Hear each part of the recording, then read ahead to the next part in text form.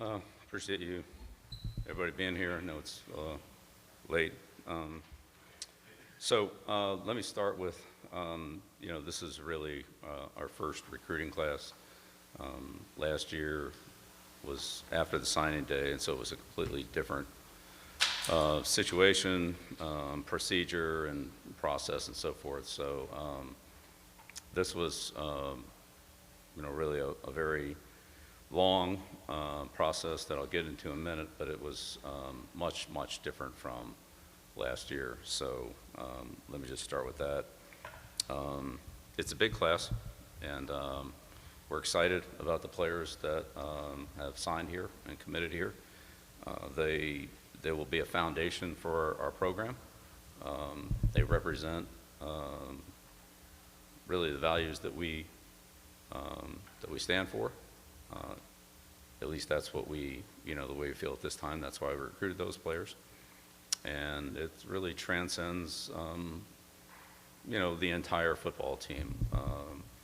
We signed one quarterback, one running back, but in other positions, receiver, tight end, offensive, defensive line, linebacker, defensive back, a kicker and a punter. It's a pretty balanced class.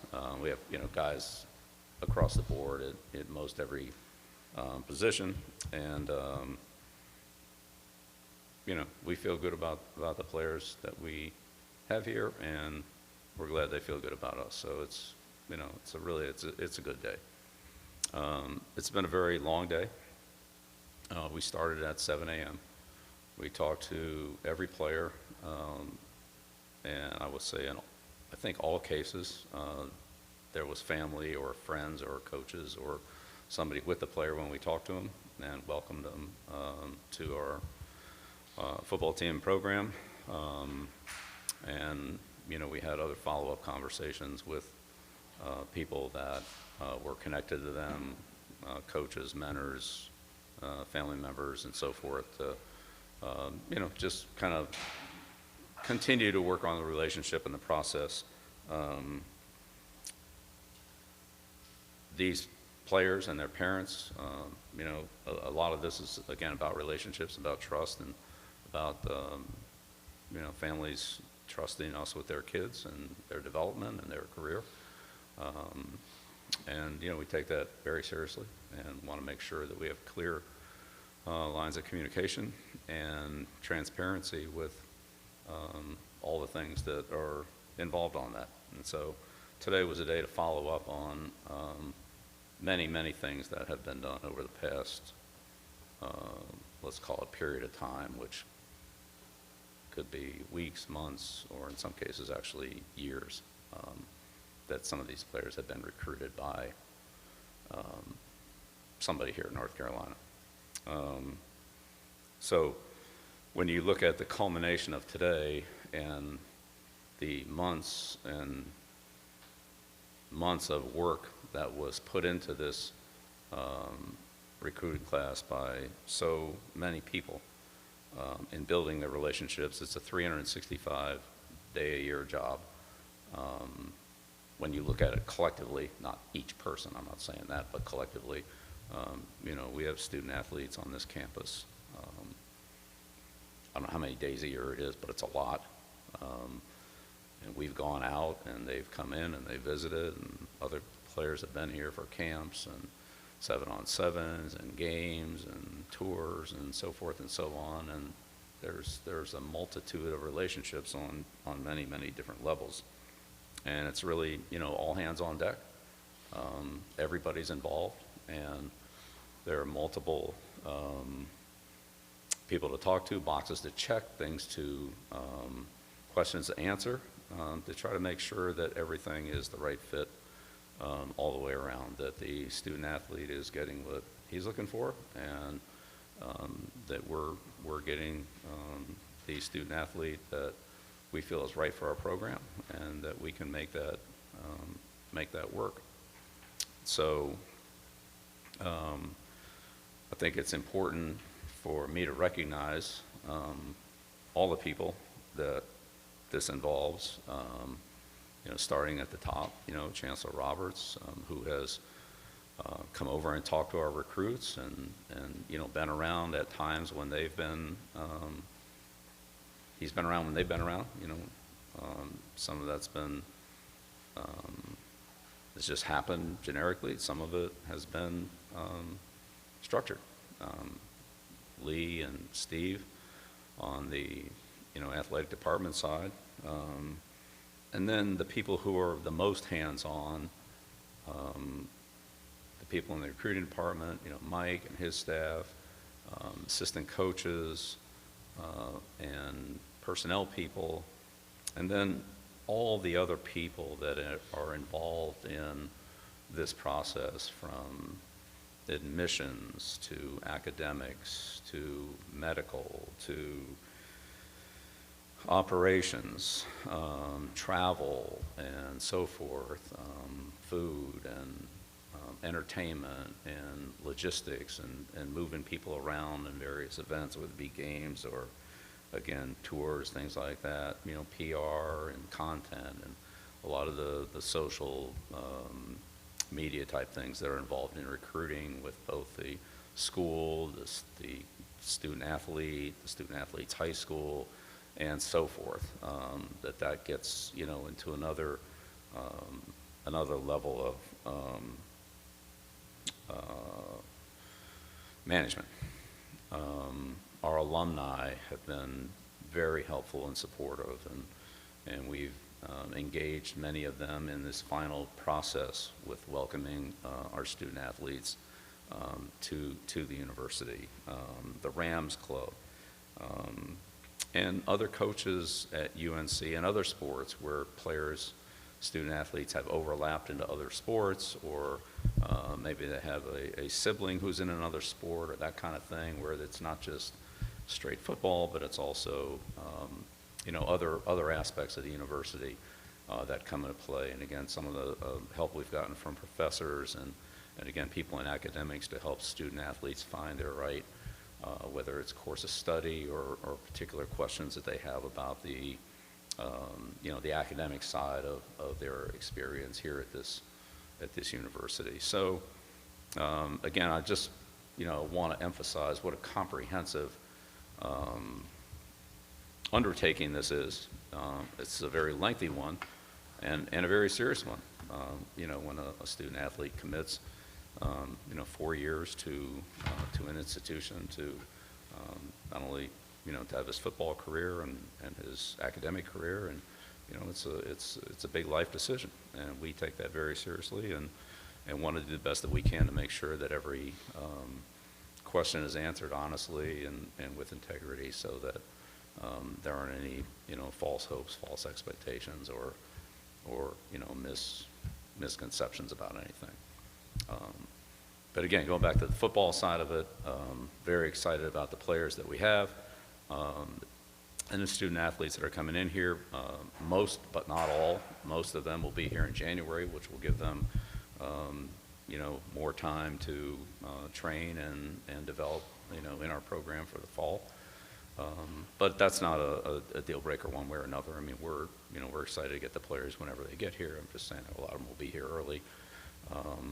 And they all have, genuinely, I think, started to form a connection themselves as a recruiting class, as they've come to various games and various events around here where they've met other student athletes who are making the same decision as they are to come here, and they've already started to form a bond with this with their recruiting class. So it's exciting to see that too, and I know in team building, when people of similar similar mindset and similar values and come together, then they usually that usually provides a good good basis and a good start for long-term relationships. So hopefully we can we can do that and be a part of that process. So I'll turn it over to Michael at this point, and he has the most intimate knowledge of all the players and all their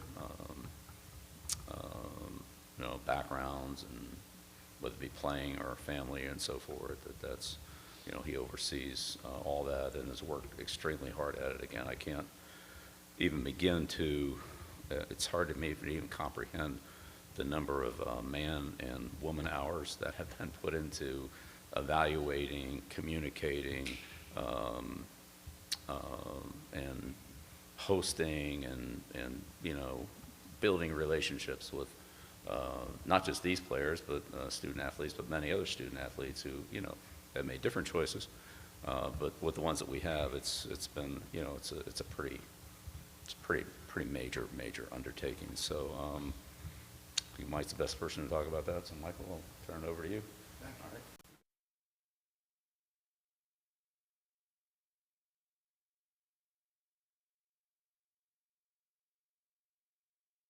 First of all, before we start talking about the recruiting class, I, on behalf of all of us in the organization, we are extremely proud and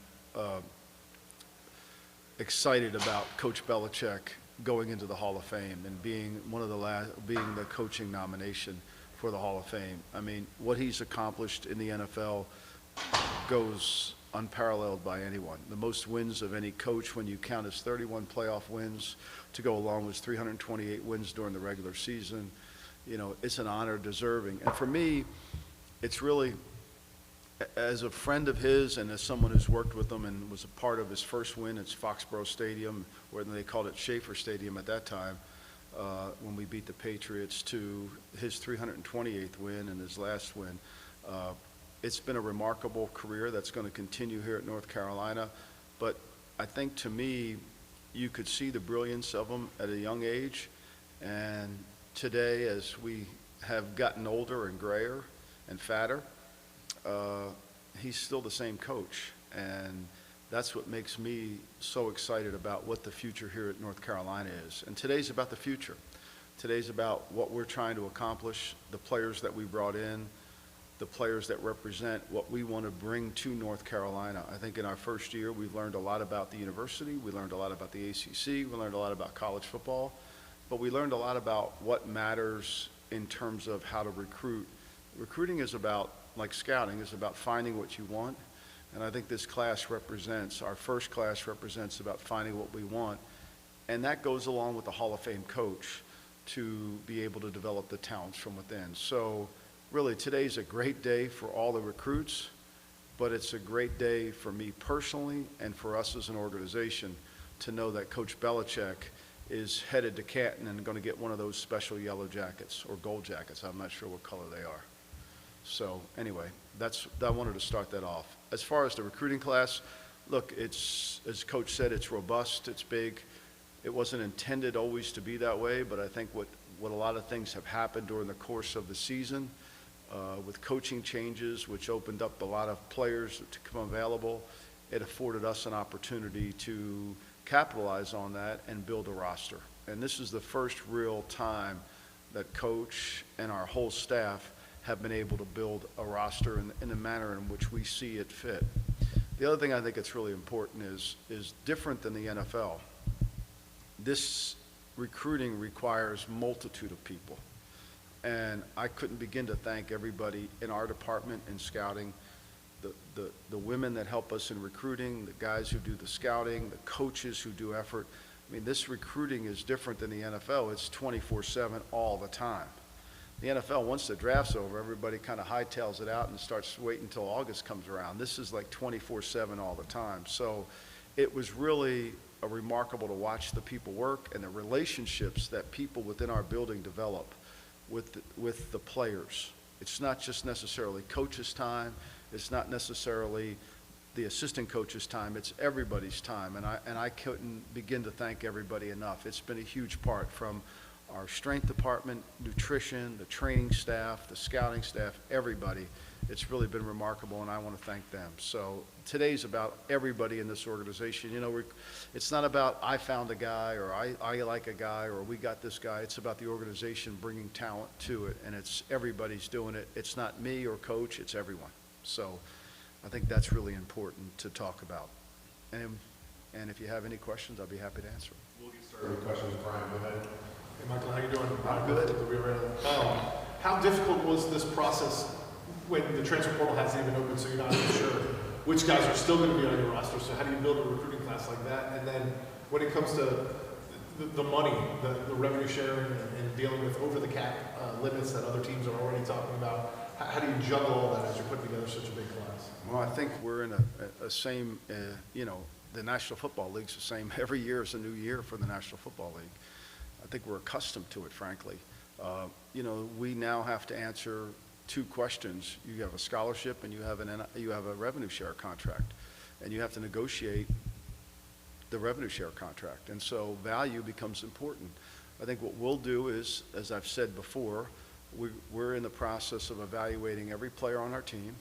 We're going to have meetings with every player on our team, and those meetings are going to end up with us deciding on what direction the player wants to go and what direction we want to go. It's a mutual thing. I think there's a great saying I used to have behind me when I worked for the Raiders. It said, if you don't like change, you're going to like irrelevance even less, by Eric Shininsky of the United States Army. And this is the world we live in. Change is a part of it.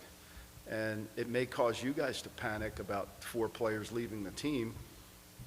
That's not something that's going to make us panic, because we've lived in that world our whole lives. And so you have to find players that fit your system and move on, and every year's a new year. The best thing about this year is that on January the 17th, the portal will close, and you'll be able to build your team, knowing that when you go to spring ball, that is your team. Knowing that when you go through your off-season program, that is your team. Knowing that the development, a lot of the players that played for us this year didn't get here until the summertime. And so their progress wasn't really at the highest level until mid-season. So for us, the strength of Coach Belichick's program is in player development. And that player development is hard when you practiced all spring with a team that wasn't involved in the fall. Talk about it. I wanted to ask you as well, kind of going off that a little bit about, portal and numbers and everything like that. Certainly guys will, kind of meet with you guys, have decisions to make about, staying or going. But, regardless, this is a big class. How, I guess, game ready do you guys see this class as being, as far as, when week 1 comes around, how, I guess, much of a contribution do you kind of see this group making? Well, the player controls whether they're game ready or not, and I think our job is to get them to that point. But I think the reality is, if you're here in January, which the bulk of this class will be here in January, then we'll have a lot of time to develop their bodies, to develop their minds, to develop their football techniques, to be ready to help us in some capacity. I think we saw, in Damon June's ability to come in and, and play as a freshman. And, and when we first got here, nobody really knew what he was capable of doing, but I think he came in and worked hard and did the things. So Jalen McGill came in and started to play.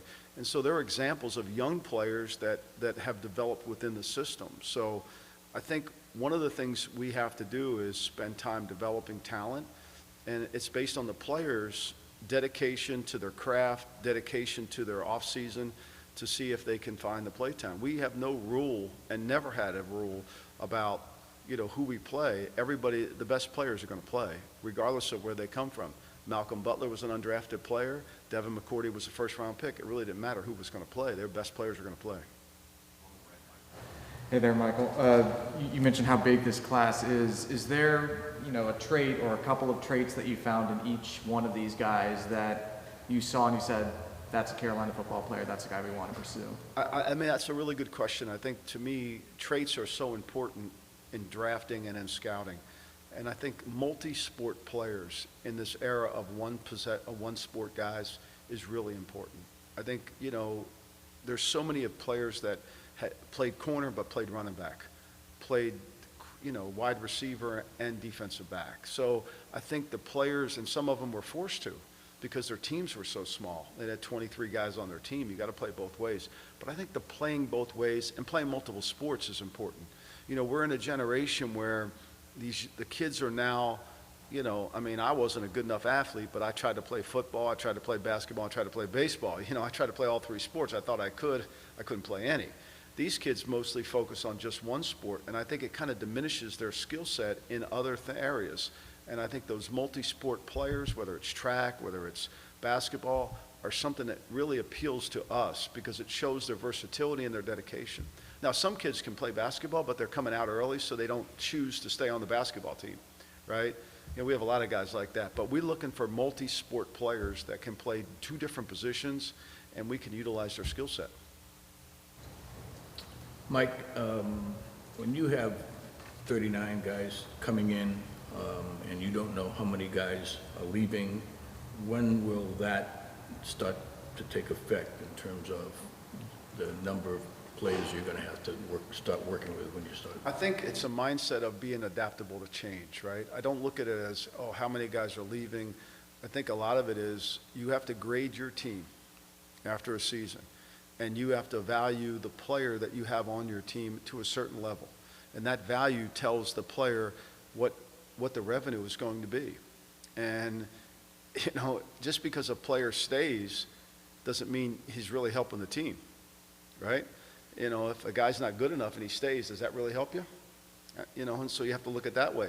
For you guys, it's, well, they've lost 20 guys. Well, maybe 20 guys weren't good enough to play here, or maybe we don't want to lose. So I think a little bit goes both ways. So the change that occurs is something that we have to be very adaptable to, and knowing that we have time. I mean, last year, you know, we got here in December. The portal had already been gone. Last year we got here, the high school recruiting class was closed when we got here. So we were kind of operating on the fly. Again, no excuses. But I think this year we have a better understanding of what's in the portal, what could be in the portal, should I say, what kind of players we want from the portal that fit what we have to do here at North Carolina. And so we have to be ready to be able to fill the spots that we have to. And that's why it's really important to have a grading system, to have a personnel department, so that we can sit there and honestly say, okay, you know, we grade this player a 59 who's on our team. We need to get a better player. We need to get a 63. That's how you build a team. You don't build a team by just grabbing a guy here and there, and a guy leaves, a guy goes. It's systematic. You know, we need a right tackle. Let's say, you know, I'm using that as an example. Well, we need a right tackle because our right tackle maybe is a 57. If he stays on the team, he stays on the team, but we need a better right tackle.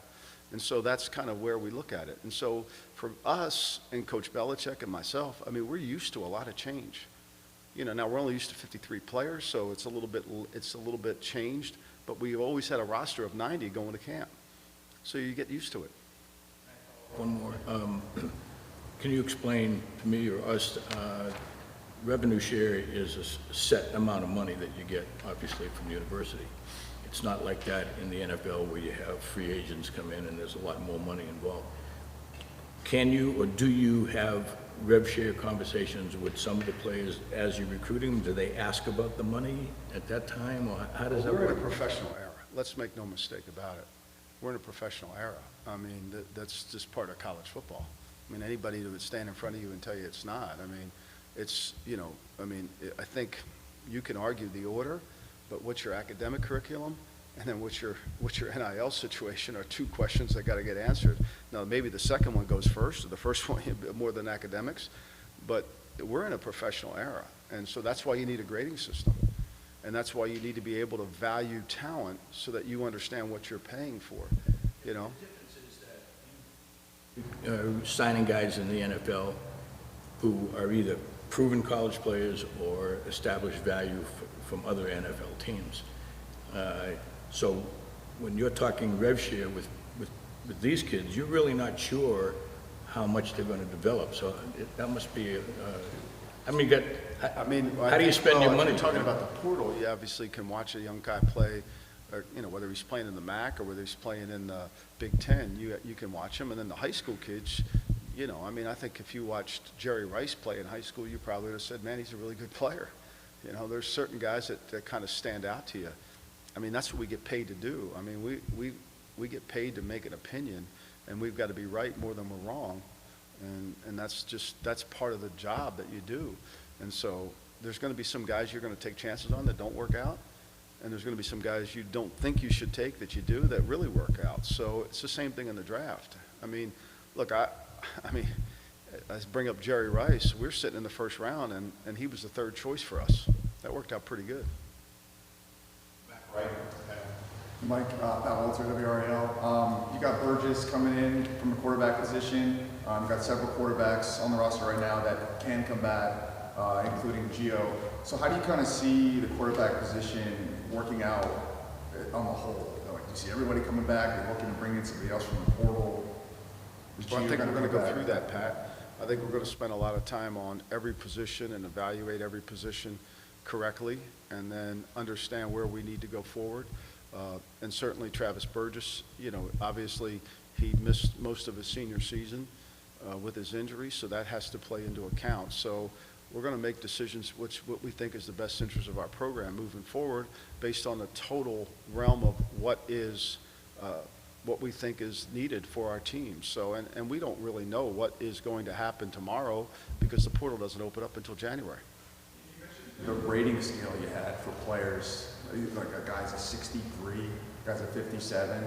So when you have those numbers, does it like analytically give you an idea of what you expect your win total to be? And like, what do you kind of take away from maybe your analysis last year of those players that you had versus the results that you got, and maybe how you tweak that model? I'm not sure I follow your question, Pat. I don't know. I don't run an analytical model on signing players as it relates to wins. I think there's a place in analytics, right? But, you know, I'm not sure analytics ever tell you that, you know, I mean, ESPN has yet to tell you to punt the ball. ESPN has yet to tell you to kick the field goal, right? They've yet to tell you that. Now, they don't tell you who's on the other team, right? So I think you can, you know, using the word analytics doesn't make you smarter. It just, you have to apply what you're trying to accomplish. I think when you don't win games, you learn a lot. When you win games, you learn a lot. And so I think that's part of the equation. Take out the word analytics then. Like, just, you brought in a team last year. I'm sure you hoped they would do better than go 4-8. So kind of what do you take away from where you look, maybe think, what do you learn from that evaluation process going forward? I think, you know, whether we were 4-8 or 8-4, you take the same thing away. You take where do you have to improve your football team. I think to me, if you're just focused on the record, which obviously you are, you just look at the record and say, this guy, but you have to look at player development, you have to look at who was injured, you have to look at the situation that goes into it, which is something that's what we get paid to do. You know, it's easy to look at the scoreboard, but there's a lot more that goes into what happened during the season that you have to fix. And I think that's something we'll take into account. Yeah. Shelby, you want to Okay, cool. I guess just we'll kind get of them building both, off it of doesn't that. matter. I'm sure Pat will have another one there. Rock, paper, scissors for it. No, I guess I was speaking to Burgess literally on the way over here, and he was speaking about how I think this recruiting class is coming in with a lot of confidence and really kind of the mentality of like, we can, you know, be the change makers for this program. I'm curious how you guys have approached, maybe from a messaging standpoint, just speaking to the recruits again, obviously 4-8, maybe not the way that you guys want things to go, but it seems like this new class is really fired up. I'm just curious, what is the messaging thing? Wow, I think this class is amazing. I mean, for all the negative stories and inaccurate stories that were written, this class ignored them and knew it was noise and rallied together. And it came to almost every home game and didn't really let the inaccuracies bother them because they were in our building and they understood what was going on in our building and they understood what Coach Belichick was doing and they had meetings with Coach Belichick and they knew what Coach Belichick's coaching was like. You know, there's a lot of people that pretend to be experts that have no idea. And so the people that I really respect about this class are the kids that came in here that really said, we know what's going on in that building. We understand what's going on. Nobody's going to deter us from leaving. Now, look, let's be clear. Everybody that you recruit against used it against you, you know, and it didn't bother them. And they had conviction of their heart because they saw it with their own eyes. The stories never matched. Hey, Shoemaker in South Carolina. Two quick things. The first is, do you have a number on the amount of people that are early enrollees or any idea on that number? You know, I think we have 39 guys, 40 annually. What do we have? We just have 3 guys that won't be here, believe it or not, which is really remarkable. And it's great, and it's a tribute to the kids who prepare themselves to get out early. You know, it's just not something you just say, hey, I want to come out early. You got to take certain classes, and you got to do all that. Yeah, now real quick, you mentioned the difference in NFL scouting versus this process is 24/7 throughout the year. How was that process for you, and how long did it take for you to kind of formulate maybe what worked for you? How much did you enjoy that process? Kind of that situation. I really enjoy what I do for a living, so I mean, I'm blessed to do it. I mean, to be able to scout, to be able to watch football all day long. I mean, I've had a lucky life, and so I know that, and I'm grateful for it. The difference this year from last year was when we got here, we didn't really have time to put in a system. You know, we were operating, do you like that guy, do you like that guy? We were operating in a vacuum that we really didn't really exist in. We were just trying to catch up. And I think by the time we got to the summer portal, by the time we got to summertime, we were able to build a scouting manual. We were able to build a grading system that's conducive to North Carolina. We were able to build some instruments, the toolbox that'll allow us to go out and scout. And so now we have a system that's up and running. And so, you know, we've trained, and we spent time training 25 college students on how to make tapes. You know, like we spent time, every scout has 5 college students that come in here every single day, and we don't just tell them to go make a tape. They come in and we teach them what we're looking for on a highlight, on a profile tape, and then they make them. And that took 2 months to teach those kids how to do it. And they're remarkable. They really are. They get it, they're learning, and some of them are, you know, all different majors. You know, we have girls that come in and do it, and they do a great job. So to get the system in place is more than just turning a light switch on. And unfortunately, when we first got here, I'm not making any excuses, but when we first got here, we didn't have time to turn a light switch on. We had to just get into the dark room. Michael, Reichen Fuller, Tar Heel 24/7. You made the sort of comparison earlier to seeing like when someone sees a Jerry Rice in high school, and I'm not saying any of these guys are that Jerry Rice level, but when you are sort of evaluating these players, and now you're evaluating them from a position where you have to sort of shape raw talent a lot more than in the NFL. When you sort of evaluate these guys, is that something that you prioritize, is finding these guys with just a lot of raw ability over just maybe how they fit into your system? I think one of the words someone used is traits, right? There's certain traits at each position that you want. Now, most people think receiver is all about speed. Most people think receiver is all about, you know, how fast can you run the 40-time or defensive back, when receiver position is really about balance, eye-hand coordination, and the ability to accelerate out of in and out of your cuts. That doesn't always translate to being the fastest guy on the team. So there's certain traits you look for in each position. And the hardest thing about high school football is the level of competition, because, you know, I mean, you see how big some of our guys are, and they're playing against guys look like me, you know, and so they're going to dominate that, right? And you have to be able to use that. But the same problem in college football when you're scouting. You know, when I worked for Al Davis, he wouldn't watch anything but the Senior Bowl, because the Senior Bowl was good players against good players all the time. And he didn't really want to watch a guy play, you know, a guy at Michigan play against some guy at Oregon Tech. He wasn't interested in that. So we have to go through that and do all that. But I think, you know, you can see the traits that are required in the position that you're looking for, and then within the system. You know, you lay your system down, and then in that system, you need players that fit the skill set within the system, and then you go find those guys. So, and that's what makes it harder for you guys. You're a recruiting service, so you're watching the players, but you're scouting outside in, not inside out. You're scouting the player, and you say, I like this guy, you know, or I don't like the guy, because you're trying to scout for a bunch of different teams. Football is way different than baseball. You can play third base for the Mets and get traded to the Yankees and play the second half of the doubleheader, right? It don't matter. You play, right? In football, if you play for Kyle Shanahan in the offensive line and you get traded to another team that doesn't do that, you're not going to play for a while. So there's a lot of different things that go on into football that aren't always accounted for when you're scouting. That doesn't mean you're wrong with your evaluations. That just means it's harder for you than it is for me, because I know what we're looking for and you don't, because you're not involved in the program. So it's become a little bit different. Yeah, I guess I'm just curious, going back to I think what Art was asking about rep share and just kind of negotiations with maybe this incoming class. Obviously, you're having those conversations with the kids that are coming in. You also are gonna have conversations with certain players that you wanna retain, and then going into the portal, you know, there's multiple parts to it. How are you guys, I guess, maybe, like allocating kind of the rev share, if that makes sense? Like, how do you go about, Production. Yeah.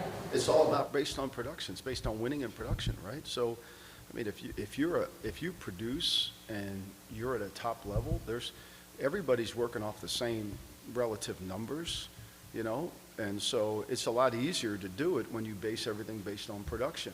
And the other thing you have to do is you have to have a salary cap that has integrity within your own team. And so your best player has to make the most money, say taking the quarterback out of it because they usually make the most, but your best player has, and then your second best player, and you work your way down. But if your 20th player is making X and your second best player is making Y and it's less than that, you got a problem on your team. You got a problem in your locker room.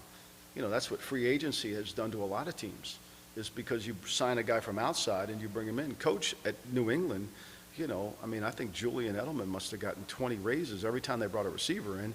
He would get a new contract because the receiver they brought in was making a little bit more than Julian, and Julian got a new contract, or Rob, or anybody. That's how you have to handle it. You have to be respectful to the players you have on your team, but you also have to improve your team.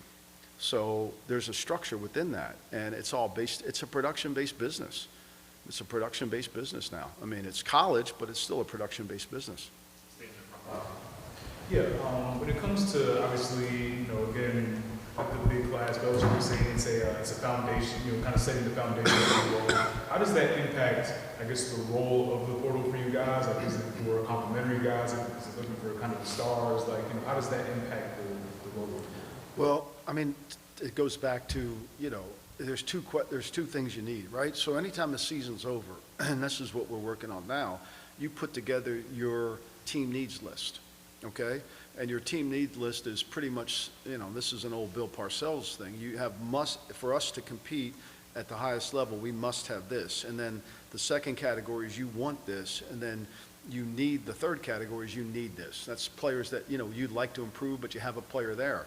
And then those three categories, you have to fill in the blanks. Because remember, we're in the veterinarian business. The football team doesn't talk to you. You know, when you bring your dog to the vet, the dog doesn't say, oh, my right heel bothers me, right? And so the vet has to figure out what's wrong with the dog, right? It's the same thing with football teams. You got to figure out why did, you know, to Pat's question, why didn't you do this, and why are you 4-8? You know, you got to figure out why. And so when you figure out why, you develop that list, and then you go out and you try to fill those needs based on how you handle it. And you try to work your way systematically through, and that's how the off-season works. You know, it's easy to say, you know, we need to have a better wide receiver, but there may be a player on your team that was hurt, you know. So you go through that list, and once you build up your team needs, you start racking them down. And, you know, and then as it relates to the salary cap, you can't pay everybody. You have 105 players, not everybody's going to get money. And if you have a performance-based system, then that's fair to the players. They know that if they perform, they're going to get paid. Two more here, front right. Yeah, Mike, I'm sorry to beleaguer this. We're all trying to learn this system, you know. I'm not trying to act like I know more than you know. I know that. But you have to assume, if this is not right, you say so, but the more money is going to be paid to the portal guys, because they've been experienced guys in college, and they may be very good, and so they have more of a resume. So I guess what I'm asking is there a budget that you use with the amount of money that you get from RevShare that you're going to spend on freshmen, so you'll have enough left to be in the bidding, good place in the bidding war with transfers when they come in? I mean, and the other part of that is that how many freshmen want to talk about the revenue share, and do you have to convince them that this is a good place to come, even if we don't know the answer to that question right Well, now? I would say this to you. There's no freshman that's going to any school in this country who's not getting a RevShare contract. That's just part of the landscape that you're in. There's an acquisition cost to freshmen, okay? You know, and it's a highly competitive environment out there. And anybody that tells you differently hasn't recruited against any of these teams. So there's an acquisition cost that's attached to it that's above and beyond what you value the player at. And so that's one way. And then you always are going to have money on your cap. But again, your cap in terms of the portal guys is related to your own team as well. And you've got to integrate that in. If I bring a player in at a certain position and pay him more than the player that's been really good at a position on our team, now I've got to make that adjustment. So I've got to answer that. So if I make that decision, or we make it as a staff, then we've got to be prepared to have a player to go back to the player. So you got to have money. Now, there's, so you understand, there is rev, and then there is the NIL Go, which is effective through corporate dollars. So part of this job is still fundraising. I mean, part of this job is still fundraising because, the teams that you're competing against, the Clemsons, the Florida States, the Virginias, they're operating on a different level. Everybody has a different level of financial money, and you've got to be able to be competitive within that environment. Texas A&M, the Southeast Conference schools, everybody gets $20.5 million. How it gets divvied up is different, but everybody else is out fundraising through corporate dollars, which will then be allowed to go to the players. The way we understand it is NIL isn't like it used to be. NIL is more controlled now. You can't give somebody $1 million because no athlete can be valued that amount of money. So I guess what I'm asking is how... It is controlled more. It is, you have to go through a process. And that's why I use the word corporate dollars. It has to come through corporations. And then you have access to get to them. I mean, some of the programs that we compete against have been set up for this for the last 3 years. They've worked at it. Now, we're like you. We've just learned the system, so we've kind of got into it, and we have to set up our program in the same manner. Are you saying that corporate dollars are fed into the NIL system? Is that what you're saying? I'm saying corporate dollars get fed into the NIL system, exactly. And it's hard for us to understand that because they're making the NIL system very regulated in terms of Regulated. It's regulated in this way. If a donor gives money to NIL, and you can't give that donor's money to the player because it's from a donor, but if it's from a corporation, say UNC Health gives money, then the player can work for UNC Health and represent them. It's a corporate deal. And so that's the difference. You have to know what that athlete is doing. Is it really the value? You can't, the first year we were around, people were getting $1 million. Athletes were getting $1 million in schools. They're still going to get $1 million. And schools were saying, well, we'll worry about the NIL later. But the truth is, there's no way an athlete can be paid $1 million in NIL because he never has that value as a high school player or even a transfer in college. He just never does. So, I mean, I think if you would look at some of the quarterbacks in college football and how they're being paid, you might want to change your thinking on that. Yeah. I'm just worried about it. I'm an alum, so I'm just worried about it. When you get to the portal, will there be enough money to be competitive with the other schools for a player that you want? Yeah, there will be enough money. The portal is going to be about, the portal's like the NFL free agency. It's about what you want to spend and what you value the player. Can you tell us while we're on the subject of NIL? Go ahead, Brian. Sorry. When did you decide that you needed to get such a big class to come in here? And then you mentioned that, coaches leaving at other places, notably Penn State, Virginia Tech, places like that. How did that play into, hey, those are really good players, we want to add them?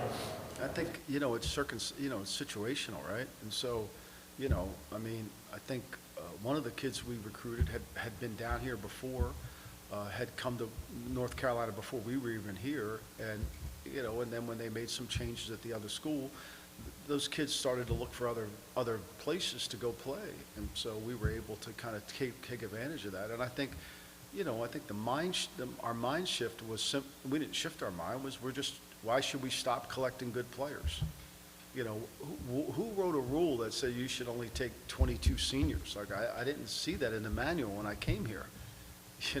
So I think Lane Kiffin said it at his press conference. What did he say at LSU? He wanted to go to LSU because they want to sign more high school kids. I think developing your own has always been the best way to build a team because you're building a foundation. Last one here, Shelby, go ahead. I guess, just with this recruiting class, obviously you guys are more established, you have the entire staff set up. I know that was maybe an issue last year where you had kids coming, but hey, I don't know who my cornerbacks coaches Right. already for just to Good throw it point. out there. I mean, that was a huge problem for us last year, because we got here and, you know, in free agency in the NFL, nobody, you know, they want to know who their coach is, but they really want to know what's getting deposited. Whereas here in college, they want to know the coach and they want to know the deposits. So you're right. How much has that helped? And the second part of my question, how are you guys just going about communicating any possible coach staffing changes that may occur? Well, I mean, we haven't, you know, we're focused on our team right now and evaluating that. So, but look, the coaches are huge, just like our scouts are huge, because they've been at places and they've been recruiting other players that went somewhere else. I mean, this isn't like if you lose a guy as a recruiting class, and, you know, we've lost players, you can't get mad and hang up your phone and never talk to them again because there's a transfer portal. So it could be coming back around again. So it's look, we lost a player, we move on. But so these coaches know a lot of guys that they've had out there that went to different schools that may be happy, may not be happy. And then you take that information and you take it and apply it and you watch the tape and move forward. So it's very helpful. It's very helpful. Look, we're in the information business. And when you've worked at different schools and different platforms, that information becomes really important. Thank you, guys. Thank you, everybody. Appreciate it.